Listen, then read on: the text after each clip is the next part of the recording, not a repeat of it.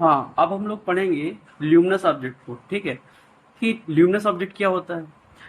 तो लिखा हुआ है the object that generate their own light, ये वो ऑब्जेक्ट होते हैं जिनकी खुद की लाइट होती है, ठीक है। इनको दिखने के लिए या चमकने के लिए किसी दूसरे ऑब्जेक्ट की लाइट की जरूरत नहीं पड़ती, ठीक है। जैसे एग्जांपल देखेंगे हम, सन होता है, कैंडल होता है, bulb, torch, which emit their own light, ठीक है। ये सारे ऑब्जेक्ट की अपनी खुद की लाइट होती है जो लाइट को इमिट करते हैं, जहां से ये एक्चुअल में ये लाइट सोर्स होते हैं, ठीक है, जहां से लाइट निकलती है, ठीक है। अब इसी तरीके से ये तो हो गया तुम्हारा ल्यूमिनस ऑब्जेक्ट। इसी तरीके से हम नॉन ल्यूमिनस ऑब्जेक्ट को भी पढ़ेंगे, ठीक है। नॉन ल्यूमिनस ऑब्जेक्ट क्या होता है, देखो यहाँ पर नॉन ल्यूमिनस ऑब्जेक्ट को हम इल्यूमिनेटेड ऑब्जेक्ट भी बोलते हैं। क्या बोलते हैं? इल्यूमिनेटेड ऑब्जेक्ट भी बोलते हैं, ठीक। अब इसकी डेफिनेशन देख लो भाई। The objects that are capable of reflecting light our eyes. देखो, ये वो ऑब्जेक्ट होते हैं जो ल्यूमिनस जिन जिन पर जो है ल्यूमिनस ऑब्जेक्ट की लाइट इंसिडेंट होती है, उसके बाद रिफ्लेक्शन, आफ्टर रिफ्लेक्शन ये जो लाइट होती है ये हमारी आंखों तक आती है और हमको वो ऑब्जेक्ट दिखाई देता है।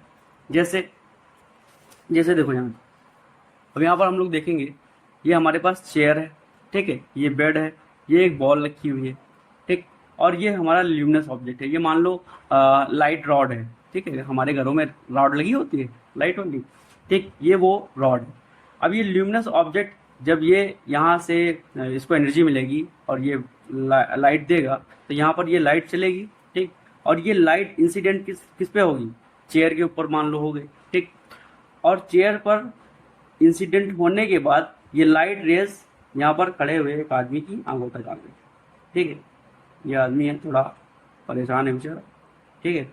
तो ये लाइट रेज जो है यहाँ पर चेयर पर गिरी और उसके बाद आफ्टर रिफ्लेक्शन इसकी आई तक आ गई, ठीक है।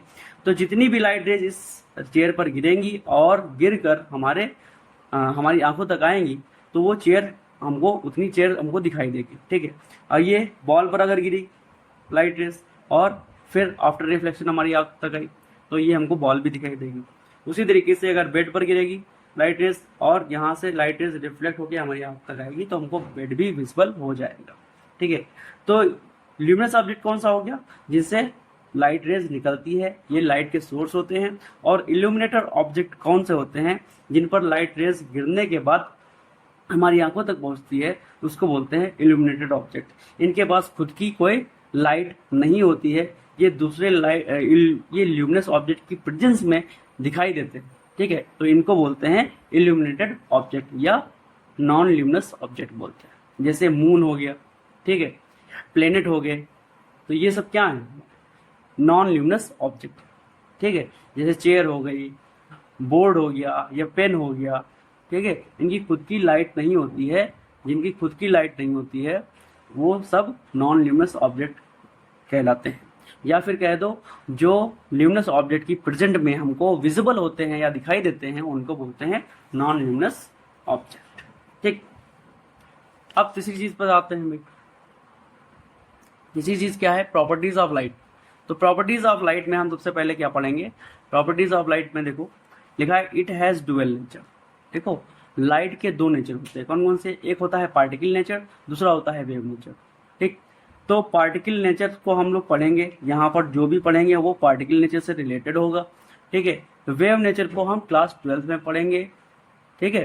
तो इसको हमको नहीं पढ़ना है, हमको पढ़ना क्या है? पार्टिकल नेचर, ठीक है। अपने स्टैंडर्ड के हिसाब से हमको इसमें पार्टिकल नेचर के बारे में पढ़ना है, ठीक है। तो सबसे पहले इसमें क्या होता है? प्रॉपर्टी इसकी क्या हो गई? इट हैज डुअल नेचर, ये दो नेचर रखता है, पार्टिकल नेचर और वेव नेचर। दूसरी चीज है लाइट कास्ट शेडो। देखो, लाइट हमारी शेडो बनाती है। अब हमारा पेन भी दिख रहा होगा तो इसमें शेडो बन रही होगी, देखो, तो लाइट कास्ट शेडो, ठीक है। फिर तीसरी है तुम्हारा speed of light in vacuum or air in 3 × 10⁸, ठीक है। Speed of light in vacuum और एयर में जो लाइट की स्पीड होती है वो 3 × 10⁸ मीटर पर सेकेंड होती है,